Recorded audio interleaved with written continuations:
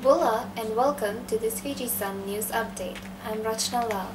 In weather news, the tropical depression located about 400 kilometers south of Sigatoka is moving southeast away from Fiji.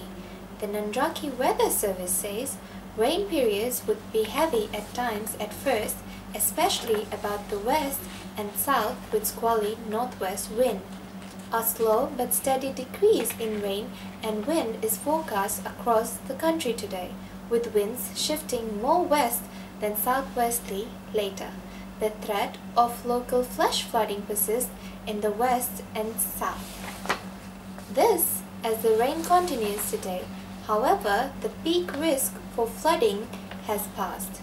With rain forecast to ease, the likelihood of river flooding will also ease for the time being. Meanwhile, tropical cyclone Jasmine has formed over the Coral Sea to the far west. This cyclone may start to affect the west of Fiji on Thursday, but is unlikely to move over Fiji. It will likely be steered to the south well before reaching us.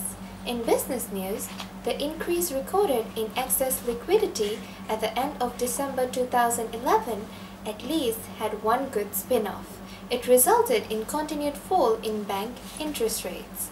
This was according to the Reserve Bank of Fiji's January economic review. And moving on to sports, Fijian fans were disappointed once again after last night's. Following the Digicel Fiji Sevens team's loss in the Wellington Sevens against the All Blacks 7-24. Fiji now drops to second place in the HSBC Sevens World Series points table.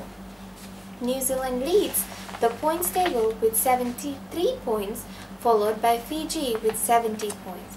The Fijian side gave a very impressive and promising performance against South Africa in the quarterfinals and Samoa in the semi-finals. You can see Lepani Botia hustling past Samoan defense in the semi-finals yesterday. Fiji will go into Las Vegas tournament this weekend, seeded in Pool B ahead of Canada, Argentina and USA. Digicel Fiji Sevens assistant coach Etuate Wanga explained why Fiji suffered the heart-wrenching loss in the finals.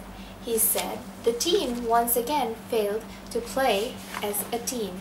Wanga said the players started to play the same way they played against Tonga. He added that it was even worse against New Zealand, where the Kiwis applied the pressure and our boys were caught flat-footed. He said experienced players such as Emosi Vudengo, Stefano Dacau and Osea Colinisau were put in to add punch when the team needed it. New Zealand, however, got the better of Fiji in the end. Let's hope our boys are able to get their acts together and play as a team in the Las Vegas Sevens in the coming weekend. This was all for your Fijisun news update. For more news, get a copy of today's Fijisun or browse our website. From the Fijisun team, have a pleasant day.